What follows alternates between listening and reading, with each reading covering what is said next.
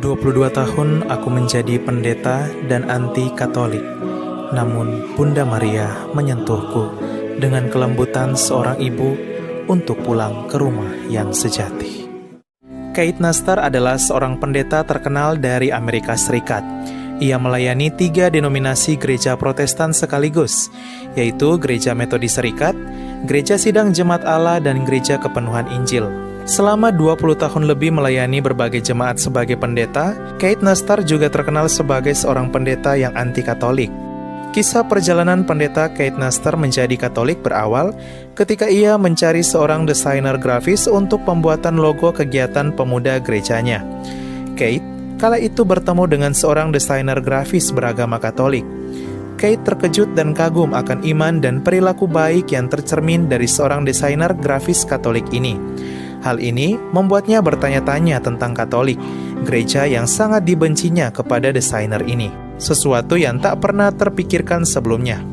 Ia pun menjadi sadar akan segala penilaiannya terhadap gereja Katolik yang ternyata selama ini salah dan keliru. Dari sinilah Kate mulai mencari tahu lebih dalam tentang ajaran gereja Katolik di berbagai buku dan media.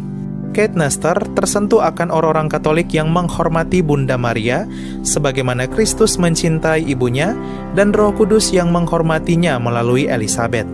Ia melihat penghormatan kepada Bunda Maria sangatlah alkitabiah.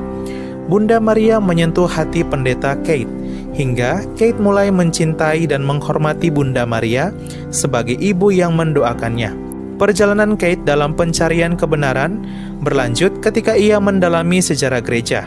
Di sanalah ia menemukan bahwa gereja Katoliklah yang disebut gereja perdana itu di Alkitab sejak zaman para rasul yang didirikan langsung oleh Kristus bukan oleh manusia, di mana Rasul Petrus sebagai paus pertama yang kini digembalakan oleh Paus Fransiskus Paus ke-266. Setelah bertahun-tahun dalam pencarian kebenaran, Kate kemudian menyadari bahwa waktunya telah tiba baginya untuk mengatasi segala ketakutan akan pengunduran dirinya dari jabatan sebagai pendeta. Pada tahun 2017 setelah bergumul dengan panggilannya, pendeta Kate akhirnya memutuskan melepas jabatannya sebagai pendeta dan berbagai jabatan lainnya dalam pelayanan gereja serta bergabung menjadi anggota gereja Katolik. Ia pun diterima ke dalam pangkuan Bunda Gereja. Setelah menjadi Katolik, Kate bertumbuh menjadi orang Katolik yang sangat religius dan militan. Ia menjadi rasul awam Katolik hebat yang bersaksi dan membela iman Katolik melalui channel YouTube yang dibuatnya. Berkat pewartaannya, banyak orang yang beralih menjadi Katolik. Kate juga telah menjadi pribadi yang sangat mencintai Bunda Maria sebagaimana Kristus mencintai ibunya. Kate aktif mengadakan rosario live streaming bersama umat di channel YouTube-nya. Ia juga menulis berbagai buku Katolik. Salah satu yang terkenal yaitu buku berjudul Panduan Menjadi Katolik Tahun Pertama di Gereja, yang dirilis pada tahun 2019. Karunia khotbahnya yang ia dapatkan semasa studi pendeta, dipakainya untuk mewartakan iman Katolik dan berbagi kisah perjalanannya menjadi Katolik. Kini, Kate hidup berbahagia bersama istri dan ketiga anaknya di negara bagian Iowa, Amerika Serikat.